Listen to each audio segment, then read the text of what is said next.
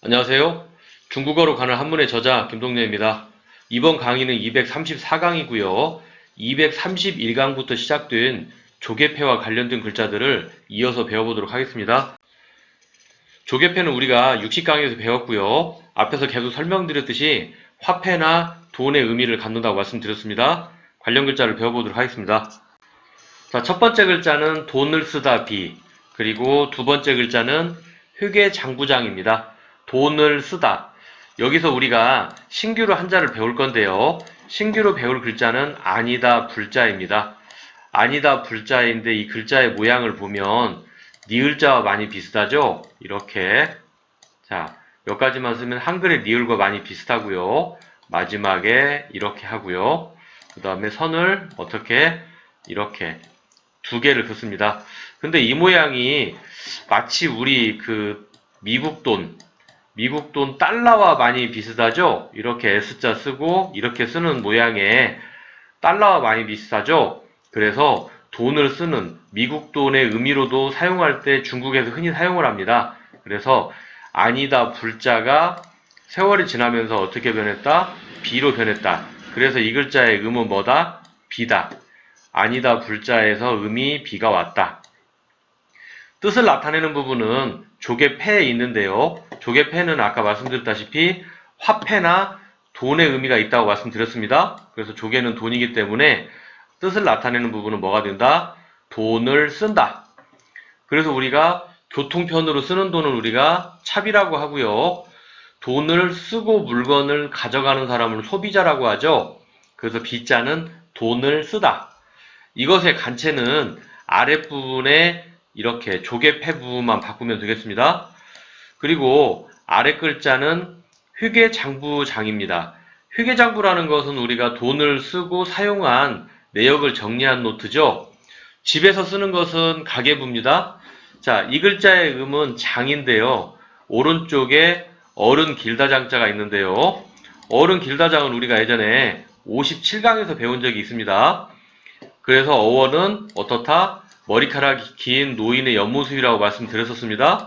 그래서 옆에 이렇게 그어져 있는 모습들은 할아버지의 뭐다? 이렇게 휘날리는 머리카락이다. 이렇게 보면 된다고 말씀드렸습니다. 그래서 교장, 장수 이런 단어, 길고, 어른 이런 뜻을 갖는다고 말씀을 드렸고요. 자, 다시 앞쪽으로 와서 그러면 이 글자의 음은 무엇다? 이 글자의 음은 어른 길다 장에서 온 음이 장이다. 그리고 이 글자에는 간체자가 있는데 이런 모양을 띈다. 그래서 음은 장이고 뜻을 나타내는 부분은 왼쪽에 있는데요. 돈을 사용하는 것을 적는 걸 뭐라 그런다? 회계장부라고 한다. 그래서 뜻을 나타내는 부분은 회계장부다.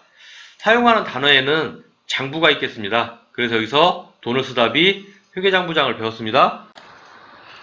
자, 다음 글자는 무역하다 무, 그리고 이익 남다 영자를 배우겠습니다. 무역하다 무자는 우리가 무역이라는 것은 다른 나라와 물건을 사고 파는 것이죠.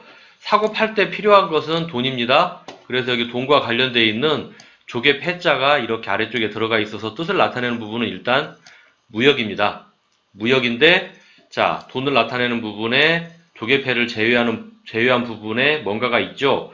원래 이것은 토끼 묘자가 변한 것입니다. 위쪽에 보면 이 부분이 원래는 뭐였다? 토끼 묘자의 변형이다.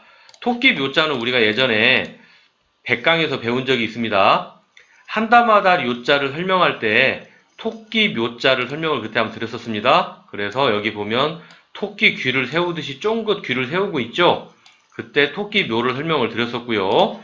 자, 다시 앞쪽으로 와서 보면 토끼의 귀는 귀가 이렇게 생겼죠. 그런데 이것을 형상화해서 같이 생각을 해보면 여기에 이렇게 창문이 두 개가 보이죠. 이 창문이라는 것은 어떻다?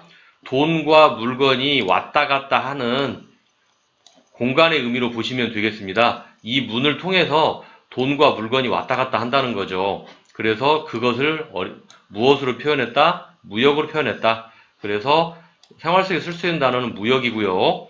여기에 조금 복잡한 모양을 한번 써보도록 하겠습니다.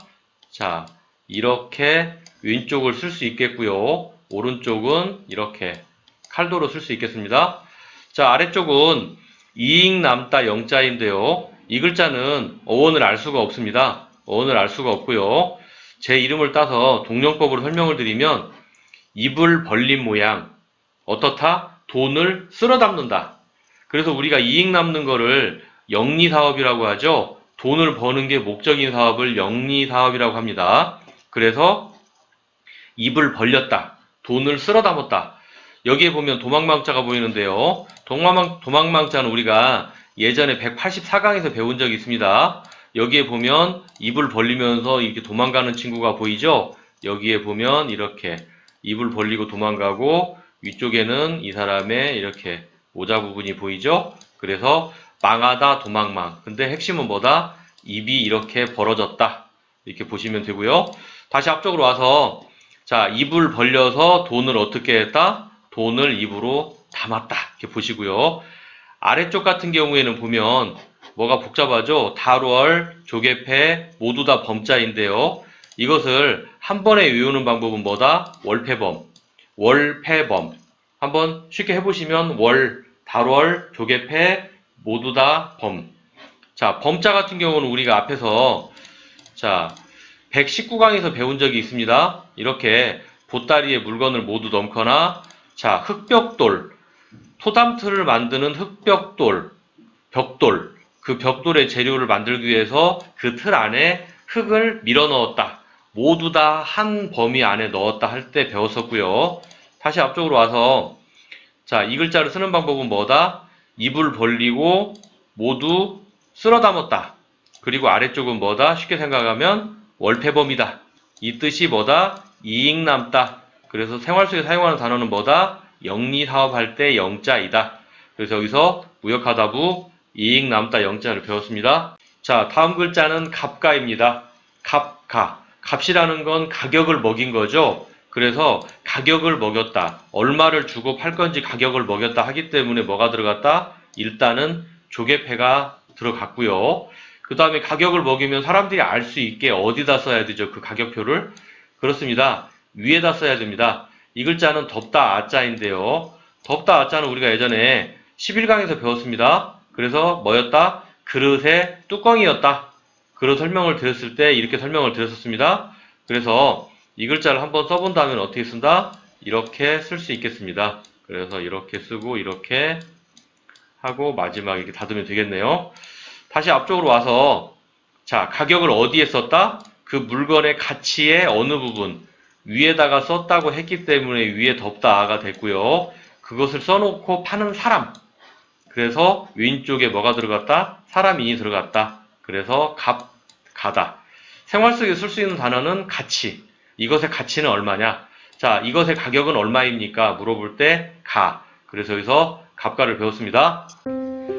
그래서 우리가 234강에서 조개패와 관련된 글자 5자를 배웠습니다. 이번 강의는 여기서 마치도록 하겠습니다. 다음 강의 뵙도록 하겠습니다. 감사합니다.